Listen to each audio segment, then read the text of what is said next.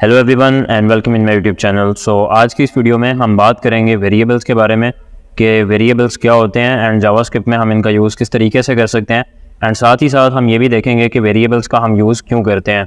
सो देखने के लिए चलते हैं स्क्रीन की तरफ। So let's have a look on my screen and let's begin.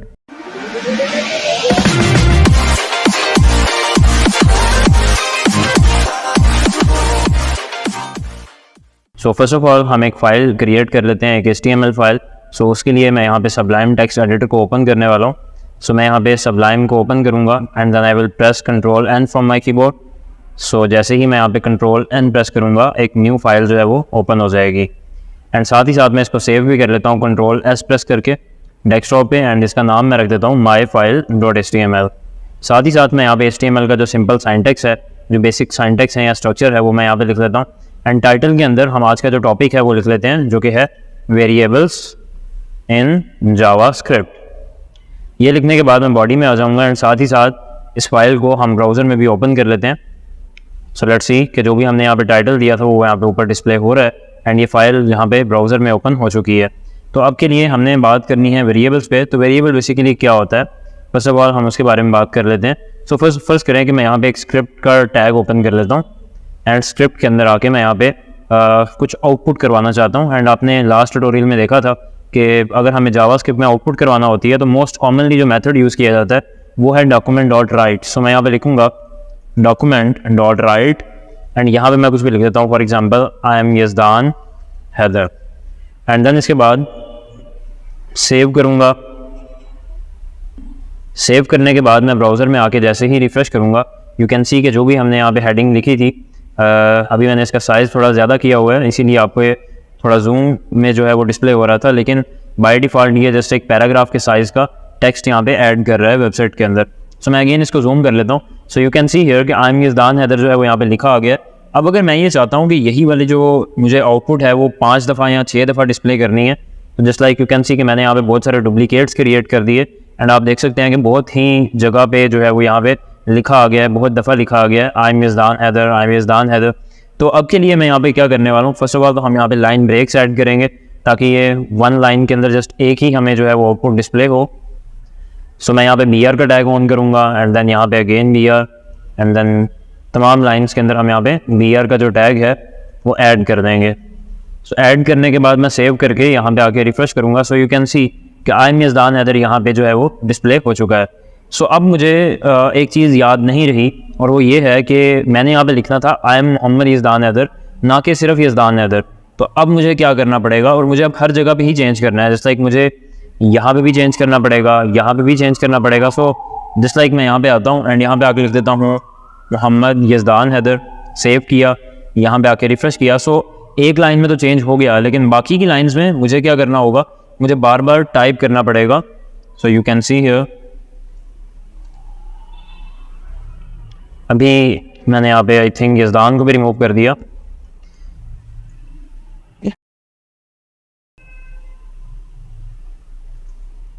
सो अब आप देख सकते हैं कि मैंने तमाम लाइंस के अंदर मोहम्मद यज़दान हैदर लिख लिया, लेकिन आप देख सकते हैं कि इसमें हमें बहुत सारा टाइम लगा और उसकी रीज़न ये है कि हमें हर जगह पर ही वैल्यूज़ को चेंज करना था, जबकि वेरिएबल्स आप यूज़ करते हैं इसलिए, इसी काम के लिए कि आप एक वैल्यू को एक वेरिएबल में स्टोर करवा देते हैं। फॉर एग्जांपल अगर मैं एक वेरिएबल क्रिएट करता हूँ नेम के नाम से या एक्स के नाम से, और एक्स का जो वेरिएबल है उसके अंदर मैं यज़दान हैदर की वैल्यू पास करता और वो जो वेरिएबल था वो मैं हर जगह पे पास कर देता, तो मुझे बाद में जस्ट एक ही जगह पर वैल्यू को चेंज करना था एंड तमाम जगहों पर ऑटोमेटिकली वैल्यू चेंज हो जाती। तो प्रोग्रामिंग लैंग्वेज आप कोई भी देख लें, जस्ट लाइक जावास्क्रिप्ट है, C++ है, पाइथन है, या कोई भी प्रोग्रामिंग लैंग्वेज आप उठा लें, हर एक के अंदर वेरिएबल्स की ऑप्शन लाजमी होती है। वेरिएबल्स जस्ट आप ये कह लें कि वैल्यू को स्टोर करने के लिए यूज़ किए जाते हैं, लेकिन वैल्यू स्टोर करने की हमें ज़रूरत क्यों पड़ी, उसकी असल वजह यही है जो मैं आपको भी एक्सप्लेन कर चुका हूँ कि एक जगह पर हम एक चीज़ चेंज करेंगे तो वो हर जगह पर चेंज हो जाएगी। अभी जस्ट हमने एक शॉर्ट सा कोड लिखा, जस्ट लाइक 5 to 6 लाइन्स के ऊपर हमें चेंजिंग करनी थी, लेकिन इमेजिन करें कि अगर यही चेंजेस आपको 50 लाइन्स में, 60 लाइन्स में, या मे बी 500 या 1000 लाइन्स में करनी पड़े तो आपके लिए कितनी दिक्कत होगी और आपको इसमें कितना टाइम लगेगा। सो वही उसी चीज़ का सोल्यूशन जो है हमें वेरिएबल से मिल जाता है। सो वेरिएबल किस तरीके से बनाते हैं उसका हम देख लेते हैं। सो वेरिएबल बनाने के लिए हमारे पास 3 तरह के कीवर्ड्स आ जाते हैं। कीवर्ड बेसिकली क्या होता है, कीवर्ड ऐसे रिजर्व वर्ड्स हैं जो जावास्क्रिप्ट हमें अलाउ करता है जो कि प्रोग्रामिंग लैंग्वेज के अंदर बाय डिफ़ॉल्ट पाए जाते हैं, उनका यूज़ करके हम डिफरेंट एक्शंस जो है वो परफॉर्म कर सकते हैं। सो हमारे पास 3 तरह के कीवर्ड्स हैं जिनके थ्रू हम वेरिएबल्स जावास्क्रिप्ट में डिफाइन कर सकते हैं। सो वो कौन कौन से कीवर्ड्स हैं, let me show you. First of all जो हमारे पास कीवर्ड आ जाता है वो है VAR के नाम से, मतलब कि VAR वेरिएबल की ही एक शॉर्ट फॉर्म है। इसके बाद हमारे पास आ जाता है लेट के नाम से एंड एक आ जाता है कॉस्ट के नाम से। सो ये 3 तरह के वेरिएबल्स हैं। VAR जो है ये तो बहुत ही ज़्यादा कॉमन है एंड ओल्ड जावास्क्रिप्ट में भी था, जो इसके न्यूअर वर्जन्स हैं उनमें भी आप यूज़ कर सकते हैं। लेकिन जो लेट एंड कॉस्ट हैं ये ECMAScript 6 के अंदर हमें ये मिले थे और इनके ऊपर हम जो है वो कल के लेक्चर में डिस्कशन कर लेंगे, बिकॉज अभी अगर मैं आज के इसी लेक्चर के अंदर लेट एंड कॉस्ट पे भी डिस्कस करूंगा तो काफ़ी लंबा हो जाएगा। सो इसका हम नेक्स्ट ट्यूटोरियल में डिस्कस कर लेंगे। आज के लिए हमें जस्ट देखना है VAR को कि वेरिएबल किस तरीके से बनाते हैं बाय यूजिंग VAR कीवर्ड। सो अब मुझे क्या करना है कि लेट एंड कॉस्ट को मैं यहाँ से डिलीट कर रहा हूँ। अब वेरिएबल क्रिएट करना है, तो वेरिएबल क्रिएट करने का जो तरीकाकार है वो क्या है। तो पहला तो चीज़ ये हो गई कि आपको VAR का जो कीवर्ड है वो यहाँ पे लिखना होगा। देन उसके बाद आपको अपने वेरिएबल का एक नाम डिफाइन करना है, जैसे XYZ ABC कुछ भी नाम आप यहाँ पे डिफाइन कर सकते हैं। तो मैं यहाँ पे आके डिफाइन कर देता हूँ नेम, मतलब मैंने अपने वेरिएबल का नेम जो है वो नेम ही रख दिया, ठीक है। सो यहाँ पे आके मैं इक्वल टू का साइन ऐड करूँगा। यहाँ अगर मैं नहीं करता, मैं जस्ट यहाँ पे सेमीकोलन ऐड कर देता हूँ। तो अभी क्या हुआ, अभी एक वेरिएबल डिक्लेयर हो चुका है, मतलब वेरिएबल बन तो गया है लेकिन इस वेरिएबल के अंदर मैंने कुछ भी स्टोर नहीं किया। आप ये समझ सकते हैं कि ये एक एम्प्टी बॉक्स हमने क्रिएट कर दिया। और अगर हम बाद में इसमें कोई वैल्यू एंटर करना चाहते हैं, जस्ट लाइक मैं यहाँ पे आके लिख देता हूँ नेम इक्वल्स टू हेलो या नेम इक्वल्स टू XYZ, तो जो भी मैं यहाँ पे वैल्यू दूंगा वो नेम के वेरिएबल में स्टोर हो जाएगी। लेकिन अब ये है कि जस्ट लाइक हम अगर यही वाली वैल्यू यहाँ पे पास कर दें, फॉर एग्जाम्पल मैं यहाँ पे इज़दान लिख देता हूँ, सो हम इस तरीके से भी कर सकते हैं, मतलब कि जिस लाइन में हम वेरिएबल को डिक्लेयर कर रहे हैं या हम उसको डिफाइन कर रहे हैं, बिल्कुल हम उसी लाइन में उसको वैल्यू असाइन कर सकते हैं। तो ये आपकी आ गई वैल्यू, ये है वेरिएबल का नाम एंड ये है रिजर्व वर्ड VAR का, जिसके थ्रू हम बता रहे हैं कोड को कि यहाँ पे वेरिएबल क्रिएट हो रहा है। तो वेरिएबल जस्ट वैल्यू स्टोर करने के लिए यूज़ होगा एंड एक टाइम में एक ही वैल्यू आप उसमें स्टोर कर सकते हैं। फॉर एग्जाम्पल आप यहाँ पे देखेंगे नेम के अंदर हमने वैल्यू स्टोर की है यज़दान।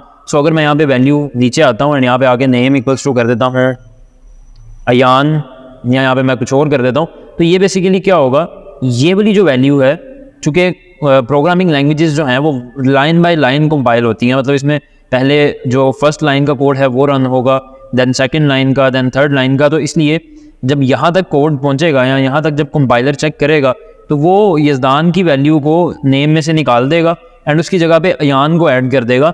एंड जब भी आप फिर यहाँ नेम वेरिएबल का यूज़ करेंगे तो वो अयान वैल्यू डिस्प्ले करेगा। तो अभी के लिए आप जस्ट मैं यहाँ पे आपको बताता हूँ, अभी मैंने यहाँ पे जस्ट एक वेरिएबल क्रिएट किया नेम के नाम से एंड उसके अंदर एक वैल्यू ऐड कर दी यज़दान के नाम से। सो यही वैल्यू मैं इन तमाम जगहों पे डिस्प्ले करवाना चाहता हूँ। तो मैं किस तरीके से करूँगा, मैं ऐसा करता हूँ कि यहाँ पे जो आई एम मोहम्मद यज़दान हैदर है, इसकी बजाय जस्ट अभी सिंप्लिसिटी के लिए IM को मैं यहाँ से निकाल देता हूँ।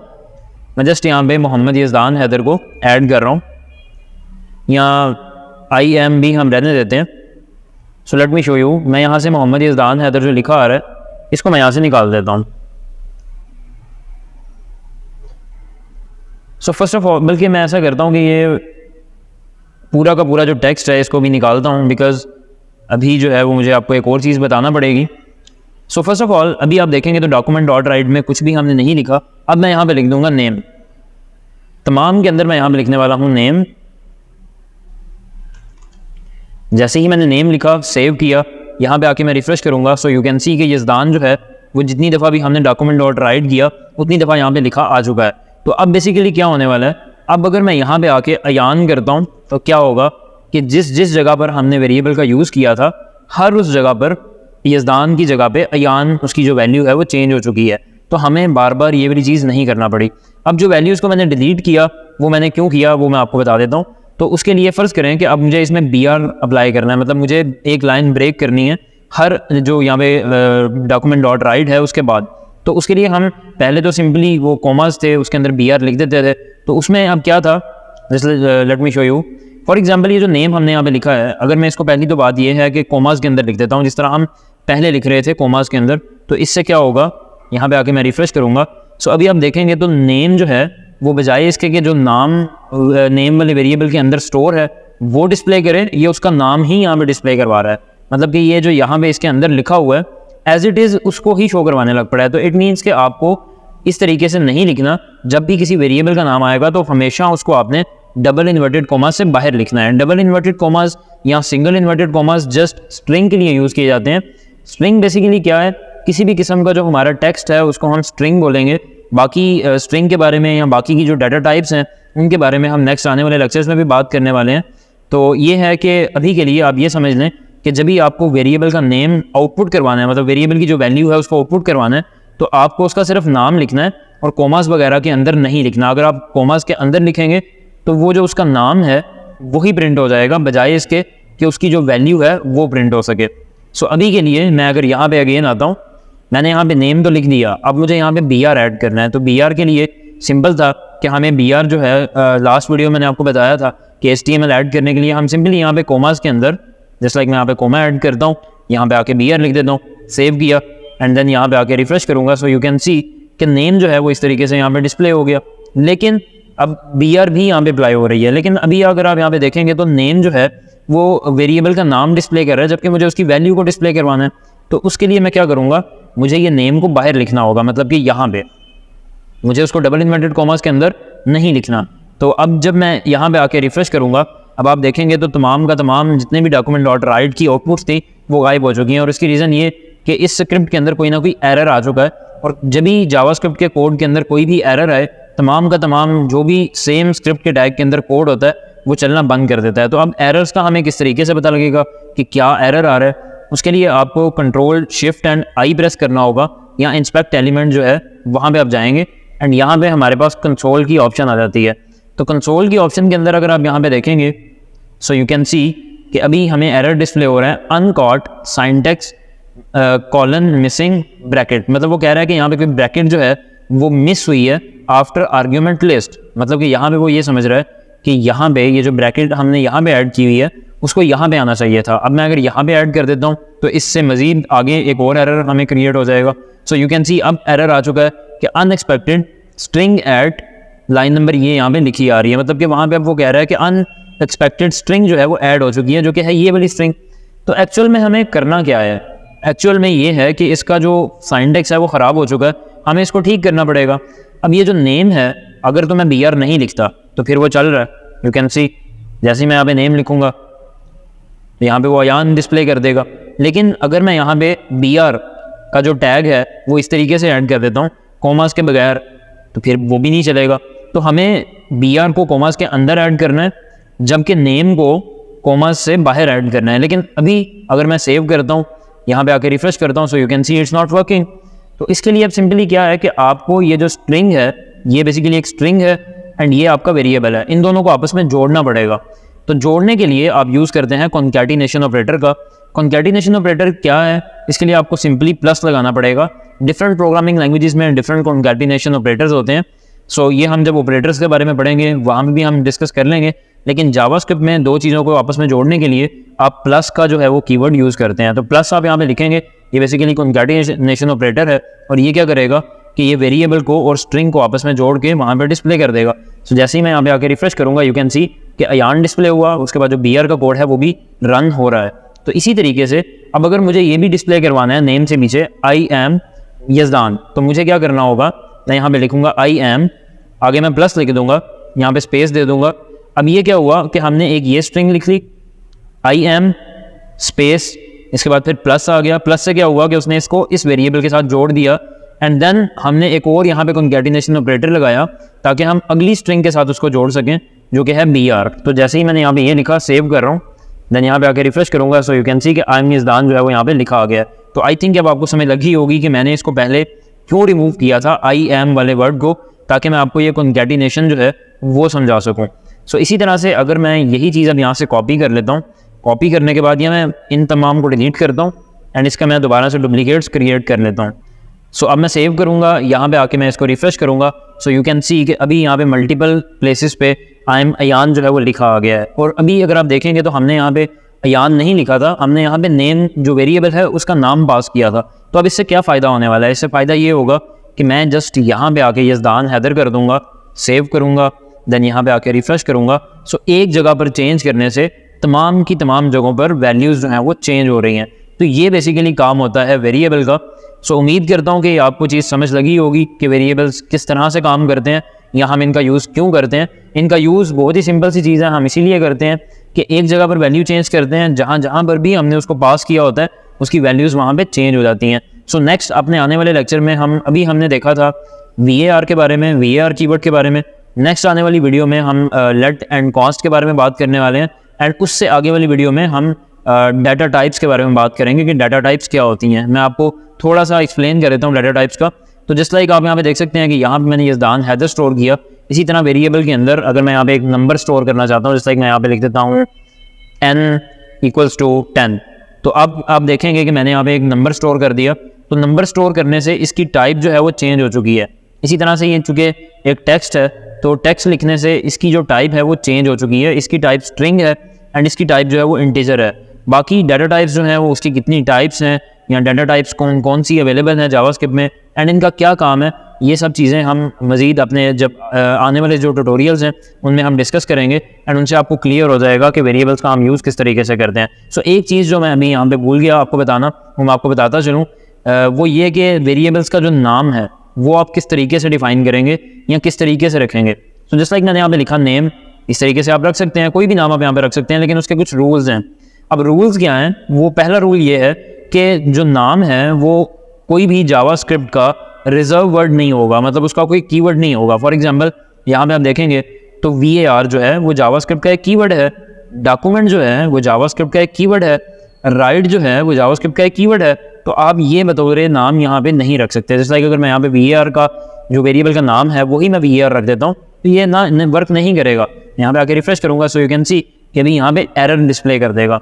सो कोई भी वेरिएबल का जो मतलब नाम है उसके अंदर आप जावास्क्रिप्ट का रिजर्व वर्ड या कीवर्ड डिस्प्ले नहीं करेंगे। सेकंड चीज़ ये है कि जब भी आप नाम रखेंगे तो नाम के अंदर आप स्पेस ऐड नहीं करेंगे। मतलब मैं यहाँ पे अगर ऐसे कर दूँ फुल नेम, तो अगर मैं यहाँ पे फुल नेम कर देता हूँ एंड यहाँ पे भी आके फुल नेम कर देता हूँ, फुल नेम, सो मैंने यहाँ पे तमाम जगहों पर फुल नेम कर दिया। यहाँ पे आके रिफ्रेश करूँगा so you can see it's not working, क्योंकि मैंने आपको बताया कि वेरिएबल के नाम के अंदर आप कभी भी स्पेस ऐड नहीं कर सकते। सो मैं अभी क्या करने वाला हूँ, ये जितने भी फुल नेम मैंने यहाँ पे लिखे इन तमाम को Ctrl+Shift+F दबाऊँगा एंड यहाँ पे आके मैं करंट वेबसाइट सेलेक्ट कर लूँगा एंड फुल नेम को मैं रिप्लेस कर दूँगा फुल अंडरस्कोर नेम के साथ। सो मैं यहाँ पे रिप्लेस करने वाला हूँ। जस्ट लाइक मैंने यहाँ पे रिप्लेस किया तो आप देख सकते हैं कि तमाम जगहों पर रिप्लेस हो चुका है। सेव करूँगा, देन यहाँ पे आके रिफ्रेश करूँगा सो यू कैन सी कि अभी ये काम करना स्टार्ट कर दिया इसने। सो अभी मैंने यहाँ पे फुल और नेम को जोड़ने के लिए आपस में क्या चीज़ यूज़ की, अंडरस्कोर। तो आप अंडरस्कोर का यूज़ कर सकते हैं। इवन दो अगर आप चाहें तो आप स्टार्टिंग में भी वेरिएबल के नाम की स्टार्टिंग में भी अंडरस्कोर लगा सकते हैं, लेकिन अंडरस्कोर के अलावा कोई भी सिंबल वेरिएबल की स्टार्टिंग में नहीं आप लगा सकते। जैसे लाइक आप यहाँ पे अगर चाहें कि मैं यहाँ पे डॉलर लगा दूँ या तो फिर मैं यहाँ पे परसेंटेज का साइन लगा दूँ, इस तरह आप नहीं कर सकते। मतलब कोई भी सिंबल ऐड नहीं होगा माँ सिवाय इसके अंडरस्कोर के।